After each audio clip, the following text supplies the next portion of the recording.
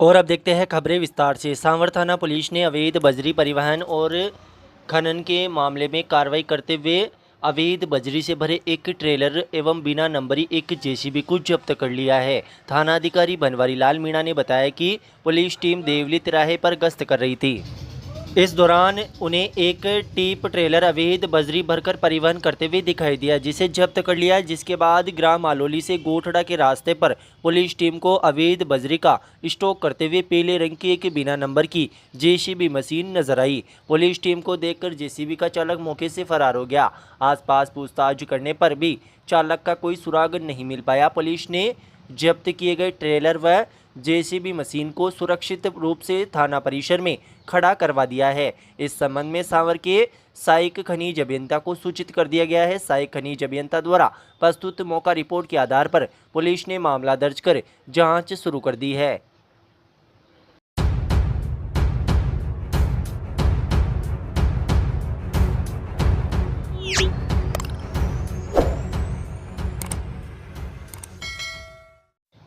शहर के सूरजपोल गेट स्थित रामस्नेही वाटिका में श्री शिव महापुराण कथा का आयोजन रामद्वारा सत्संग समिति एवं रामद्वारा चातुर्मास सत्संग समिति केकड़ी के संयुक्त तत्वाधान में प्रतिदिन रात्रि 8 बजे से 10:30 बजे तक आयोजित किया जा रहा है। कार्यक्रम का समर्पित संचालन व व्यवस्थापक समिति के पदाधिकारियों व भक्तों द्वारा श्रद्धा भाव से किया जा रहा है। आयोजन 3 अगस्त तक चलेगा, जिसमें नगरवासियों द्वारा व आसपास के ग्रामीण क्षेत्रों की में बड़ी संख्या में श्रद्धालु सम्मिलित हो रहे हैं। कथा व्यासपीठ पर विराजमान रामस्नेही संत रामशरण महाराज की अमृतवाणी से कथा के प्रथम दिन अपनी मधुर एवं ओजस्वी शैली में भगवान शिव की महिमा का वर्णन किया गया। उन्होंने कहा कि शिव महापुराण केवल ग्रंथ नहीं, यह मोक्ष की ओर ले जाने वाला सेतु है, जो कलयुग में पति भ्रष्ट मानव को उद्धार का मार्ग दिखाता है। संत श्री ने स्पष्ट किया कि यह ग्रंथ केवल धर्म कथाओं का संग्रह नहीं है, बल्कि जीवन के प्रत्येक संघर्ष का समाधान है। इसमें निहित ज्ञान व्यक्ति को आत्मबोध, सद्गर्म और शिव भक्ति के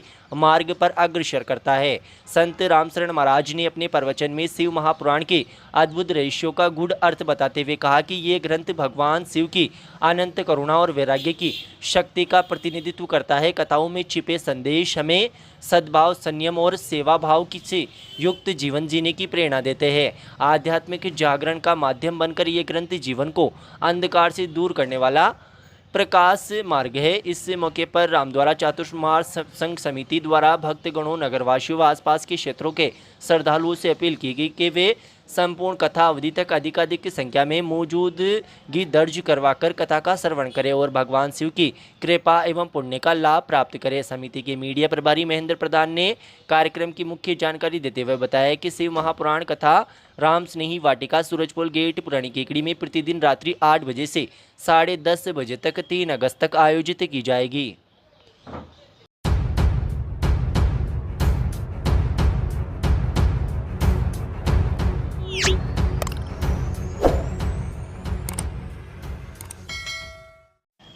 महिला जन अधिकार समिति के तत्वाधान में किशोरी स्वास्थ्य जांच शिविर का आयोजन ग्राम पंचायत मोड़के के राजकीय उच्च माध्यमिक विद्यालय में शुक्रवार को किया गया। इस मौके पर हॉकी खेलने वाली किशोरियों सहित 85 किशोरियों ने शिविर में भाग लिया।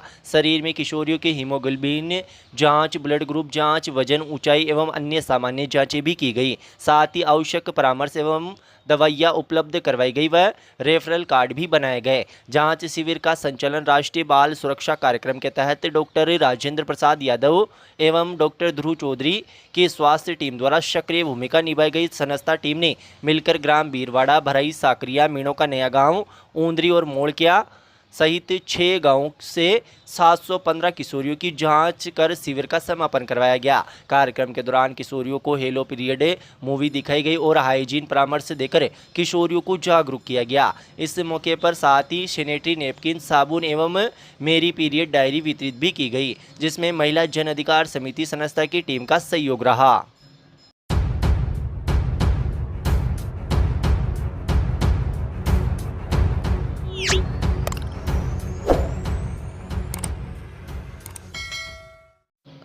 राजस्थान न्यायिक कर्मचारी संघ के आह्वान पर शुक्रवार 18 जुलाई से प्रदेश के अधीनस्थ न्यायालयों के अधीन न्यायिक कर्मचारीगण अनिश्चितकालीन सामूहिक अवकाश पर चल रहे। इसी क्रम में शुक्रवार को भी केकड़ी न्यायालयों के न्यायिक कर्मचारियों ने अवकाश रखा, जिसके चलते न्यायालयों में कोई भी काम नहीं हो सका तथा न्यायालयों द्वारा सभी मुकदमों में कॉमन डेट जारी कर संघ की उपखंड पदाधिकारी मधु पांडे ने बताया कि प्रदेश के सभी अधीनस्थ न्यायालयों व जिला विधिक सेवा प्राधिकरण में पद स्थापित सामान्य संवर्ग और आशु लिपिक संवर्ग का कैडर पुनर्गठन राज्य सरकार की अधिसूचना दिनांक 25 जून 2022 व 4 अक्टूबर 2022 के परिप्रेक्ष्य में किया जाना है। उक्त अधिसूचना के परिप्रेक्ष्य में कार्मिकों के विभागाध्यक्ष राजस्थान उच्च न्यायालय द्वारा प्रस्ताव बनाकर एवं प्रस्ताव को राजस्थान उच्च न्यायालय की फुल बेंच के से पास करवाकर संबंधित जिला न्यायालयों लिपिक वर्गीय संस्थापन नियम 1986 में संशोधित करवाकर दिनांक 6 मई 2023 को राज्य सरकार को आदेश पारित करने के लिए भेजा जा चुका है।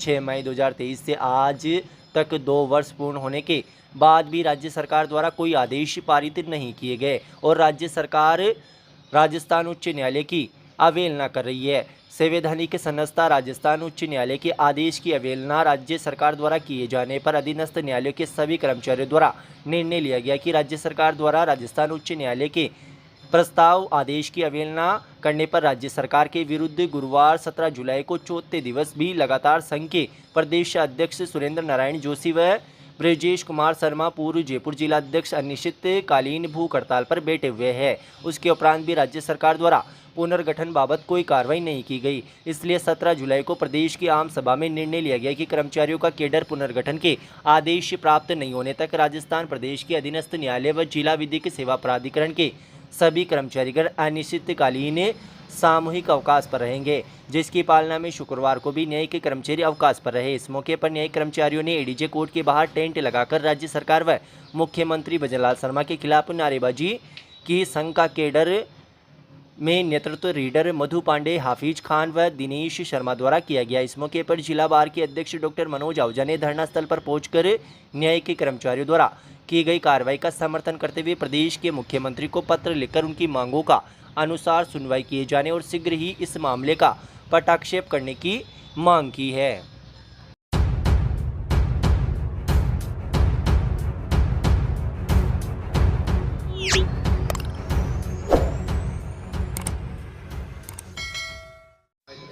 कनौज मार्ग पर स्थित दरगाह पर हजरत शेख अल कबीर चांद उस्मान शाह का एक दिवसीय सालाना उर्स शुक्रवार को विभिन्न रस्मों के साथ संपन्न हुआ। नौजवान उर्स कमेटी के पदाधिकारियों ने जानकारी देते हुए बताया कि हर वर्ष की भांति इस बार भी शुक्रवार को सुबह दरगाह परिसर में कुरान ख्वानी की गई। दोपहर में जुम्मे की नमाज के बाद इमाम चौक तोरण थाम के यहाँ से धूमधाम से चादर का जुलूस निकाला गया। जुलूस जाट मोहल्ला सदर बाजार होते हुए दरगाह परिसर पहुँचा। चादर के जुलूस में ढोल ताशे के साथ हुसैन यंग कमेटी केकड़ी शेख चिराग अखाड़ा सांवर सूफी अखाड़ा जूनिया हुसैनी अखाड़ा नासिरदा के अखाड़ेबाज ने हैरत अंगेज करतब दिखाए। मरगीब की नमाज से पूर्व मजार शरीफ पर मखमली चादर पेश कर फातिया खवानी के बाद देश में अमन चैन की दुआएं मांगी गई।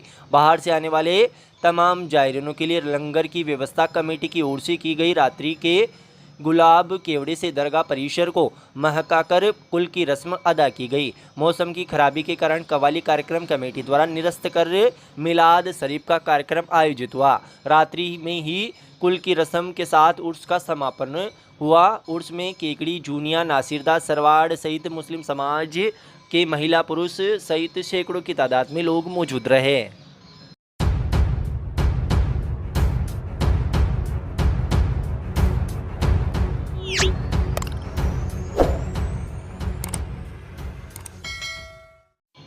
शहर के अजमेर रोड पर स्थित श्री मिश्रीलाल दुबे महिला शिक्षक प्रशिक्षण महाविद्यालय में शैक्षणिक नवाचार व भविष्य की शिक्षा नीति विषय पर आयोजित 2 दिवसीय वाक पीठ संगोष्ठी शुक्रवार को संपन्न हुई। इस आयोजन में केकड़ी ब्लॉक की शैक्षणिक संस्थाओं के समन्वय से क्षेत्र के प्रमुख शिक्षाविदों, प्रधानाचार्यों और नीति निर्माताओं ने भाग लिया, जिसका मुख्य उद्देश्य गुणवत्तापूर्ण शिक्षा को राष्ट्र निर्माण का आधार बनाना था। संगोष्ठी का शुभारंभ विधायक शत्रुघ्न गौतम ने दीप प्रज्वलन कर किया। इस मौके पर संस्था के सचिव चंद्रप्रकाश दुबे, संरक्षक गोपीलाल कीर, संयोजक नरेंद्र कुमार पारिक, अध्यक्ष गोपी किशन वैष्णव, सचिव चित्रमल नेनवाल, संस्था के निदेशक डॉक्टर अविनाश दुबे व अनिरुद्ध दुबे अन्य मौजूद रहे।